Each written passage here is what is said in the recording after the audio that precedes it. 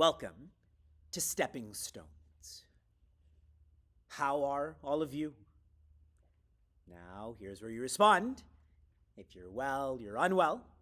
And naturally, you know, I hope, that you are all well. Have you ever heard someone share, if you ask them, why did you do what you do? And their response is, I did it for me, myself, and I. How many of you have heard this response before? Me, myself, and I. And it sounds very powerful, like, oh, me, myself, and I. But it's actually very selfish, correct? That what I'm doing, what I did, what I will do is just for this small person. It's a very dividing way to think. Now, as we flow through our me map, I may feel that I'm only this small person, but you're actually much more than a small person. You are, and I'll put that thought out for now and we'll keep reflecting on it, you are infinite. When you were growing up, as you're growing up, what toys did you like playing with the most? Do you like playing with the most? When I was growing up, one of my favorite toys was a transformer. See, I'm using a singular. I didn't have lots of transformers. I had a transformer, and that was Optimus Prime. Now, I liked playing with Optimus Prime, and I used to watch the Transformers cartoon. And there's that almost motto, or that's part of the song for the Transformers show, and that is, Transformers, more than meets the eye. You should all know this. So when it comes to you, there's more than meets the eye. If you look in the mirror and you only think that you're your skin color or skin type, that's you acting in me, myself, and I. But we're using the me map to know that we're more than our skin color, our skin type. There is more than meets the eye. So now let me share some insights, because Stepping Stones is about insights, share some insights about how is it possible that you, me, us, we can be infinite. Okay. If you look around your room and you find a stapler, or you find an iPod, you find a pillowcase, that stapler, that iPod, that pillowcase, all of it is created, correct? It didn't just magically appear. And since it was created, there has to be a creator of that creation. Some stationery company, let's say Staples or Office Depot, made that stapler. Then Apple made that iPod. And I don't know, Bed Bath & Beyond made your pillowcase. See, there's a creator for that creation. Now look around. What about your room? What about your home? What about the earth that your home is on? This is all created too. There has to be a creator. And I think you are feeling what I'm sharing, but I'm going to take this to a more deep level. The creator is actually in creation. So as an example, if I have a bar of gold and I mold it into these earrings.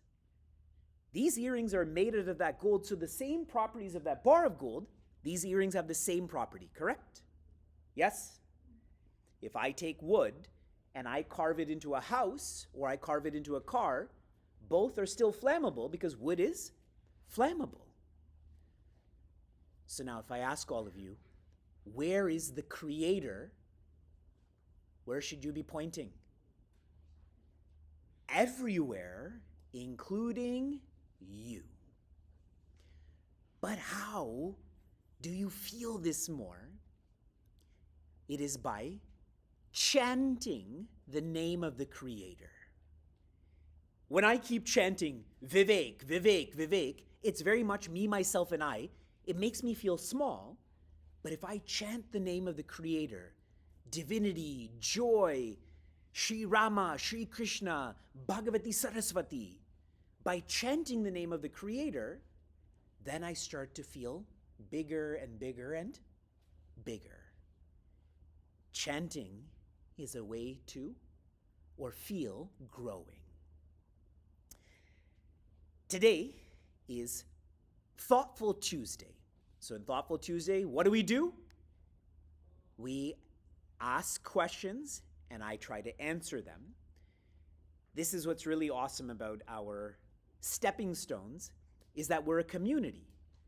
We come to unity. We feel this togetherness. So I do look at Padlet. Many of you are drawing on Padlet. Many of you are asking questions. So I'm going to answer a few questions now. Here's the first. What should I say to a friend who wants to do something that I think is bad for them?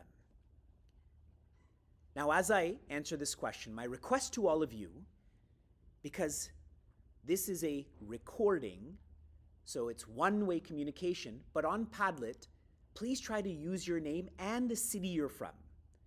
That way, I can get to feel you more. So here's my answer to this question.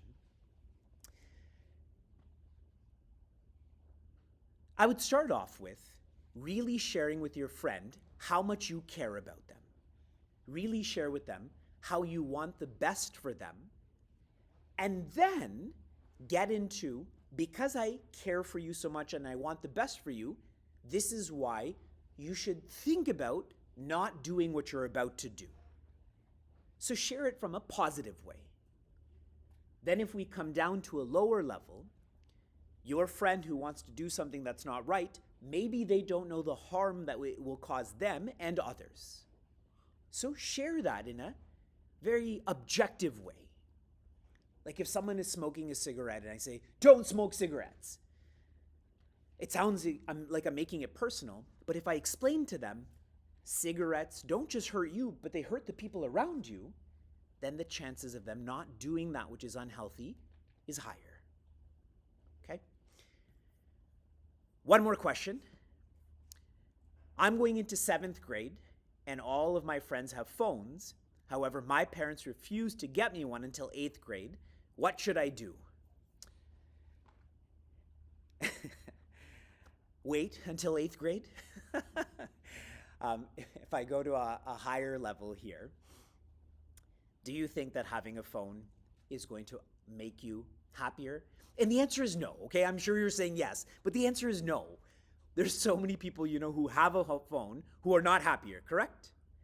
So instead of feeling that that phone's gonna make you happier, try to do that, try to get that which will actually make you happier.